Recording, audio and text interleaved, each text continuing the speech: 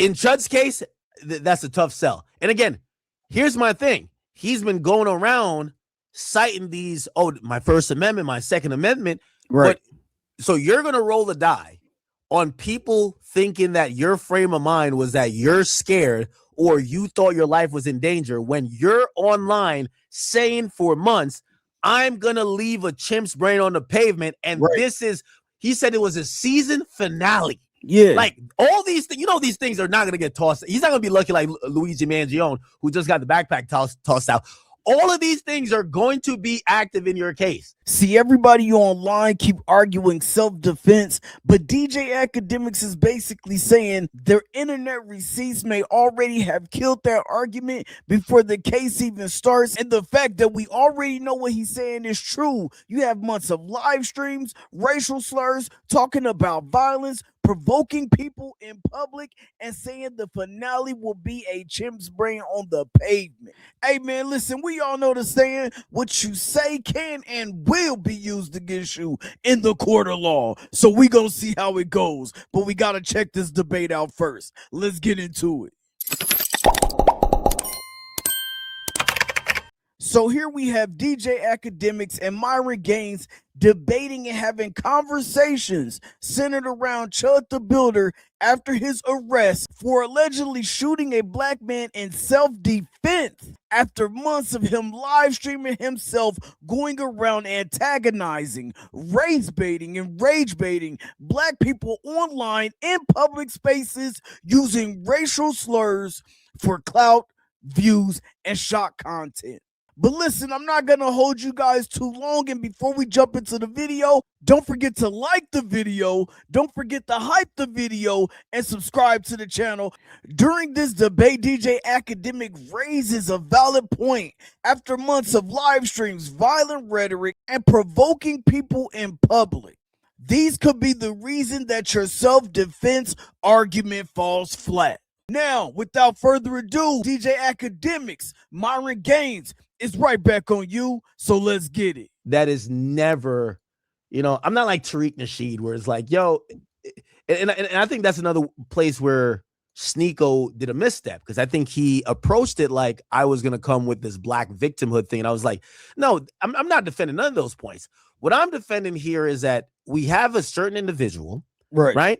Whether I don't know how you kind of grade racial relations within, among races at this point. I think they're better than a couple years ago when people were rioting. And this guy is going out of his way, and he's using something that would seem legal, but it's not legal. He's saying it's my freedom of speech to be using slurs to offend you, piss you off, get you to a point that you could possibly, so I'm going to provoke you till you could possibly attack me. And if you do it, man, I got this gun on my hip, I'm going to put your brains on the pavement. Right, and this right here is where Chud thought that he was smarter than everybody else. He was moving around in public spaces, going up to people minding their own damn business, not bothering nobody, using the hard ER word, waiting for them to react so he could tell them they were chimping out, basically calling them a monkey.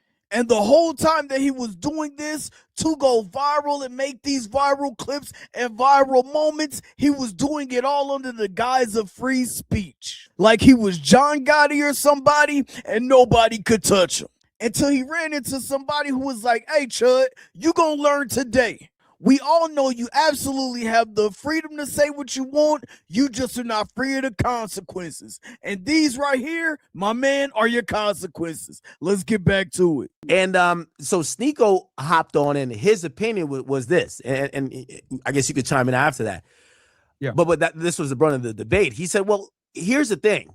He's like, I don't necessarily agree with what Chud the Builder does. However, I do think that the black community or any community that allows a word to have like that much power, they should almost nerf the word, just like, repurpose it, or when people use it, just don't take offense. Insane. And my point to him was, that's just not like, if we go back in the history of all etymology, like that's just not how words are used and repurposed and put into place. If I say certain words to you about whether your religion or your mom or anything that's sacred to you, and also the thing with Chud, when disrespect is intended, even if it wasn't that word, he would have found the word to put the disrespect in. Fact. So it's hard to avoid when someone is seeking disrespect. If, you know, I said earlier, and I'll throw it to you after this, I said, if, you know, because I'd seen a small part of, like, you know, I guess you went on a tirade, and you said, well, you know what, if you know, there is a little bit of black fatigue. And I said, well, here's the thing. When I look at like white people, I do think white people are kind of tired of not being able to be themselves, not being able to like be proud of being white. Because historically in the last 10 years or so, not being able to like be proud of being white. Because historically in the last 10 years or so, it has been where it's like, hey, if you're proud to be white, you're proud to be racist, right? And it's almost been like synonymous. I get what Akademiks is saying here. There are definitely people out there who feel like society has overcorrected to the point where they believe that certain conversations can't even be held anymore without instantly being labeled racist, offensive, or hateful. And now you are hearing terms like black fatigue being thrown around, basically saying y'all can do and say whatever you want, but the moment we say something back, it becomes a problem because you're black. So in their minds, they feel like they have to walk around on eggshells, and now they have to be quiet and pretend they weren't having a conversation because you walked in the room. And I do see like the tides changed on that. I don't have a problem necessarily with that. I have a problem when they're trying to combine those movements with a guy who is not like, if he was walking up to white people, be like, yo, we're fucking white. We're proud. We're Americans. And if that was his thing and he's going viral, I don't think he gets his backlash. Is that he makes his movement diametrically opposed to black people, trying to put them down and also trying to assert why he's proud to be who he is. Fact. And that's why I thought it was a bad representative of any argument that anyone could have trying to support him. And the Sneako argument happened. What say you? I don't agree walking around and antagonizing people. I think that's probably not a good idea. And I actually messaged him about this as well. Now, with that said, when I talk about Chud and I talk about what just went down with this shooting, I'm speaking from the scope that, based on the information that I saw, and what people told me that were actually watching the live stream. Did you hear like what was like the narrative? What was been said? Please. Well, I've heard one narrative, but I want to hear what you've heard. Yeah. So basically, from people that watch the stream, it goes down like this: he's walking around, and a group of people, presumably with whoever this guy was there, like pointed at him and started laughing. So he walks over, he says, "Hey, you guys like my suit? How's your day? Blah blah blah." This is outside of the courthouse, right? Because that's also outside the courthouse. Okay. It's in this vicinity. Yeah. Right. One of the guys says, "Hey, get out of here," and he says, "Well, I have the right to be wherever I want to be and walk where I want." Right. Okay. He starts walking away. Then he walks about 50 to 100 feet or yards away, whatever it may be, and the dude walks up to him and says, "I got PTSD. You better not say that I'm going to chimp out or call me the N-word, blah, blah, blah." Right? Okay. So he says, "Or what? You're going to chimp out?" And the fucking guy punches him, right? He punches him. The camera falls. You hear some tussling for a few seconds, and then you hear shots fired. I didn't hear this part specifically, especially the part about him allegedly walking away from the guy and then the guy going to approach him. But to be fair, I don't follow nor support clowns like Chud the Builder. So I'm not going to sit here and act like I know all the narratives that are out here floating around. So if you actually seen the live stream that the shooting outside of the courthouse happened on, drop it down in the comment section, because that's where the conversation happens. Drop it down there. Let us know. Let's have the conversation and let us know if Myron is right about this, man. And while you're there, don't forget to like and hype the video, especially if you still here. That means you're enjoying the content. Now, when it comes to those facts and circumstances, right, that is self-defense. People don't have to like Chud. They don't have to agree with the content he makes. They don't have to, be a fan or not. But I do think that with what went down and the facts that we know right now, if they are that in that manner, in that order, more than likely he's gonna have a pretty strong self-defense case. But the thing that people need to understand, and me and you both know this, we talked about this last time we spoke. Whenever you have a high-profile case like this, like where someone that's high-profile was involved in an altercation or something happened, a lot of times the state is just going to make an arrest to absolve themselves from responsibility so that they can kind of be like, oh, we're going to pass the buck to grand jury. Like this literally happened to you. So you know what I mean? You were innocent. We all know you were. Bitches are lie all the time. But they still had to try to, let's push it to the grand jury because, we don't want to deal with any type of fallout. So when it comes to the Chud situation, the guy closed the distance on him. And typically, whoever the closest the distance is the aggressor. And Tennessee has a stand your ground statute. So once he punched him, it's all, game's on now at this point, right? So I'm with you on most of this. And so the narrative I heard, it omits the part that he basically just says, what's up? Right. And walks away. Then the other guy approaches. Right. So in the narrative I heard, he approached the guy. He's trying to have a conversation. The guy warns him. There is no walking away. So it appears that Chud walks up. Yeah. And the guy warns him, hey, I have PTSD. Chud continues in their rhetoric back and forth. Right. He then says the chimping out thing. Yeah. A punch happens. But I'll dismiss what I've heard and go with what you've heard just to continue the conversation. If what you're saying is right, and I have really no reason to believe that it's just like a complete lie. So I'm going to go with it. So that happened. Well, self-defense is not utilizing deadly force, right? Like I think deadly force, like is defined by all 50 states, but even federally is like, if someone slaps you, it has to reach. So and this is the important distinction.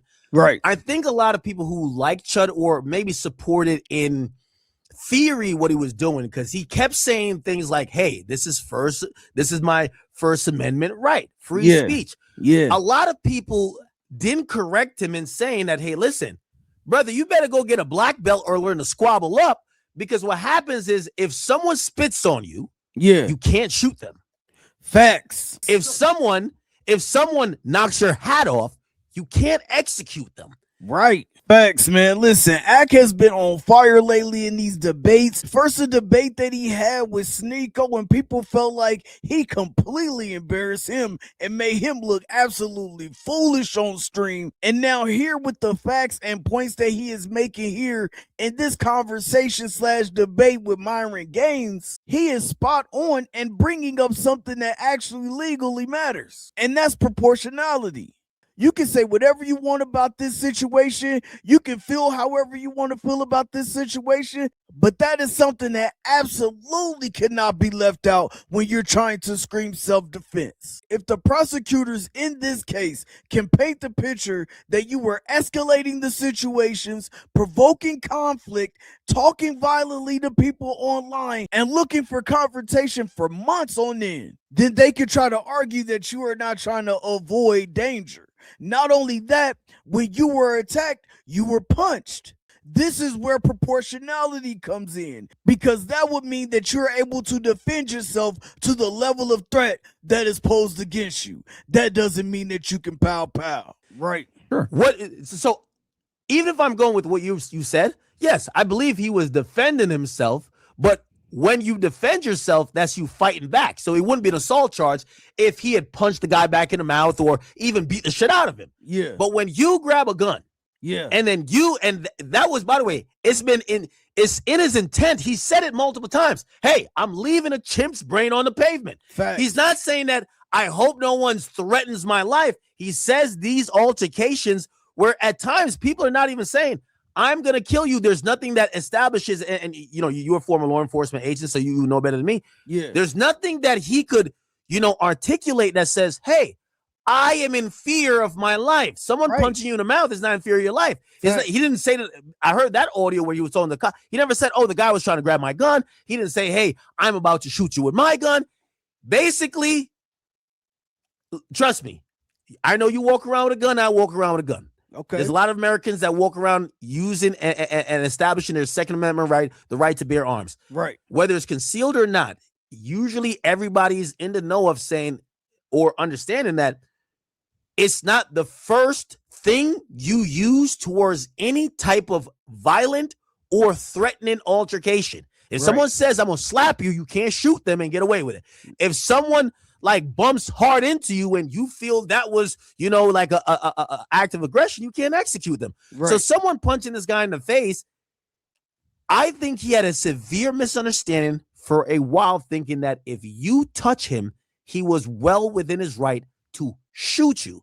And you tell me if you believe that's legal. So damn, man, this right here is a good debate, but we got to get up out of here. We're going to go ahead and head to the big screen so we can make our way up out of here, man. Y'all got to let me know exactly what y'all thought about this down in the comment section, man. Y'all know what I got to say before we get up out of here, man. Throw the peace sign up, turn it sideways. I'll holler at y'all on the next video. And again, don't forget to like, comment, subscribe, hype the video. Let's get up out of here. See y'all on the next one. Peace.